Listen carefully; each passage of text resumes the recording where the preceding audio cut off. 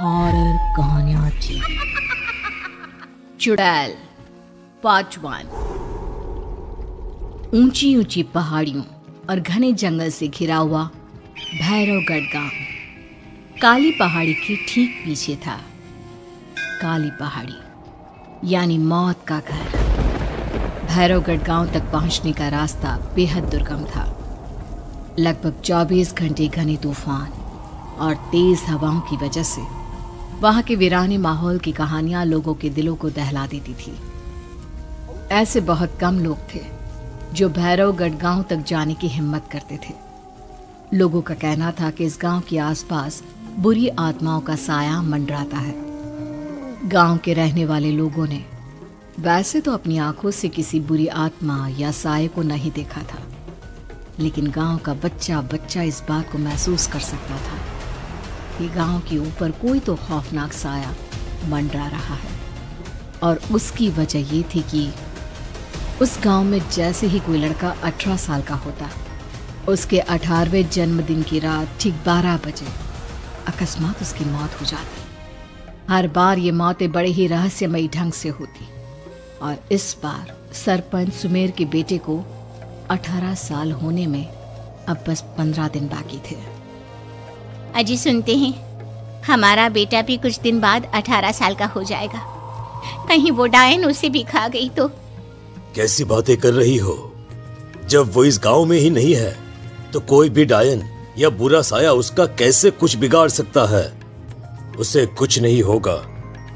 हाँ जानती हूँ, आपने उसे पढ़ाई के बहाने इस गांव से बाहर निकाल शहर भेज दिया है, लेकिन ये भी तो सच है ना कि वो बार बार यहाँ आने की जिद करता रहता है।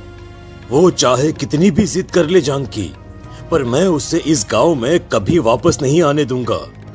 मैं नहीं चाहता कि गांव के दूसरे लड़कों की तरह मेरे बेटे की भी अजीबोगरीब ढंग से मौत हो जाए। कभी कभी तो लगता है कि हम सब गांव वालों को हिम्मत करके अपने गांव को इस बुरी आत्मा से छुड़वा लेना चाहिए। लेकिन कौन जानता है आखिर वो खतरनाक साया किसका है? वो काली आत्मा कौन है जो रातों रात हमारे गांव के लड़कों को निगल जाती है? सुमेर और जानकी जब ये सारी बातें कर रहे थे तब रात के लगभग 10 बज चुके थे और हर रात की तरह भैरवगढ़ गांव एक भयानक काले तूफान की आगोश में था। बाहर चल रही तेज हवाएं और बारिश के बीच कभी कभी ऐसा लगता जैसे कोई बुरी तरह से चीख रहा है। किसी के तड़पने और चीखने की आवाजें गांव के कानों में बार बार टकराती, पर वहां रहने वाले किसी भी औरत या आदमी के अंदर इतना साहस नहीं था कि वो अपने घर से बाहर कदम रख के उन आवाजों तक पहुंच सके। सो जाओ जानकी और घर के खिड़की दरवाजे कसकर बंद कर दो।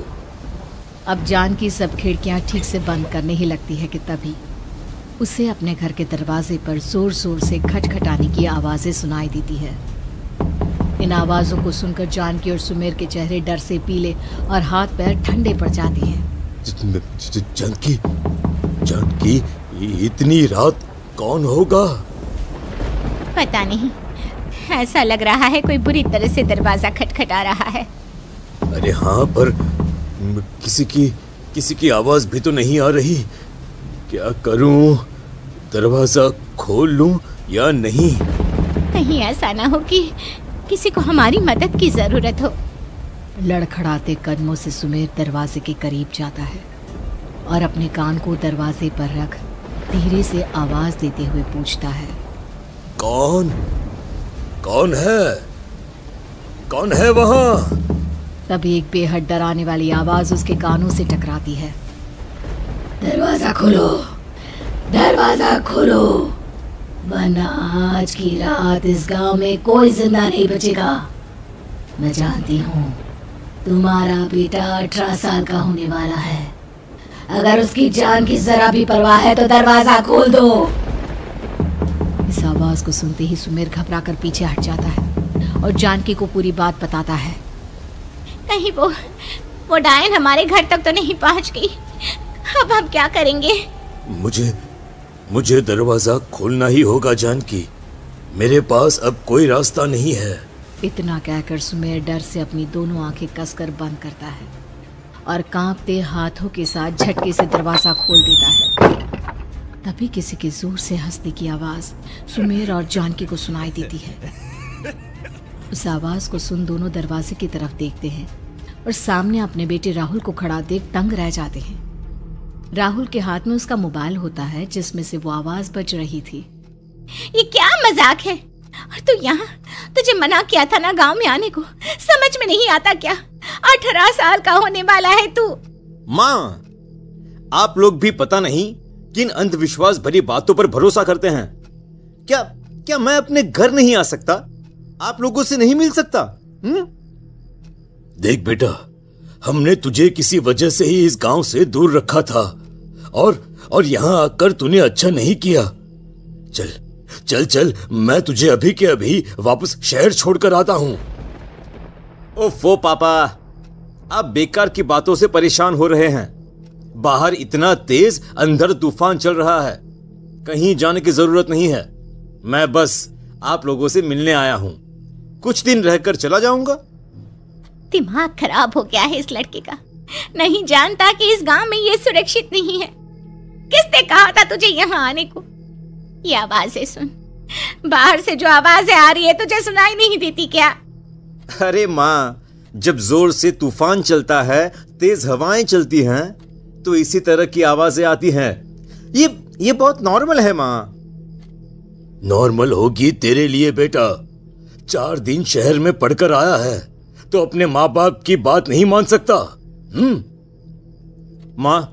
माँ, मुझे अभी बहुत जोरों से भूख लगी है, पहले कुछ खिला दो, और रात भी बहुत हो गई है।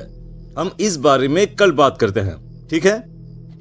राहुल के वापस आ जाने से जानकी और सुमेर की आंखों की नींद उड़ गई थी। खाना खाने के बाद राहुल तो अपने बिस्तर पर जाकर सो गया, लेकिन जानकी और सुमेर पूरी रात उसके कमरे के बाहर पहरेदारी करते रहे। उन्हें पल पल इसी बात का डर था कि कहीं उनके बेटे को कुछ हो ना जाए। रात बीतती है, सुबह का सूरज निकलता है। अब जैसे ही वो राहुल को नींद से जागते देखते हैं तो उन दोनों के दिल को सुकून मिलता है। अरे माँ, पापा, आप अभी तक यहीं बैठे हैं? क्या पूरी रात सोए नहीं? जिनकी जवान बेटी की जान को खतरा हो, उन माँ बाप को नींद नहीं आती बेटा। अब तो वापस शहर चला जा। देखो माँ, मैं किसी जरूरी काम से इस गांव में आया हूं, और वो काम पूरा होने के बाद मैं खुद यहां से चला जाऊंगा। काम? गांव में तेरा क्या काम है?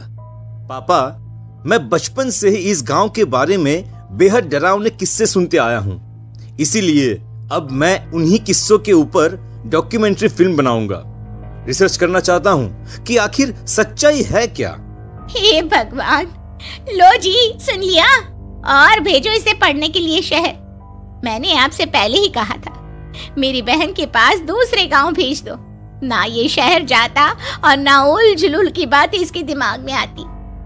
जानकी और सुमेर राहुल को समझाने की बहुत कोशिश करते हैं, पर वो किसी की बात नहीं सुनता और अपना कैमरा लेकर गांव की पास वाली काली पहाड़ी की तरफ निकल जाता है। अब राहुल जैसे ही काली पहाड़ी पर पहुंचता है, उसकी नजर पहाड़ी के ठीक बीचों बीच बनी एक पुरानी झोपड़ी पर पड़ती है। यहाँ भी कोई रहता है क्या? ये इंटरेस्टिंग होगा। राहुल की आवाज पहाड़ों से टकराकर उसके कानों में सुनाई दे रही थी। उसने चारों तरफ का नजारा देखकर वहां की तस्वीरें अपने कैमरे में उतारना शुरू कर दिया। तभी अचानक राहुल ने अपने कैमरे में खींची हुई तस्वीर को जूम करके देखा, और उसमें उसे जो नजर आया वो देखकर राहुल की होश उड़ गए।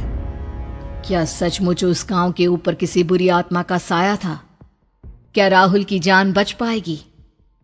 क्या देखा था राहुल ने उस फोटो में जिसे देखकर वो दंग रह गया? इन सवालों के जवाब जानने के लिए देखिए इस कहानी का अगला भाग।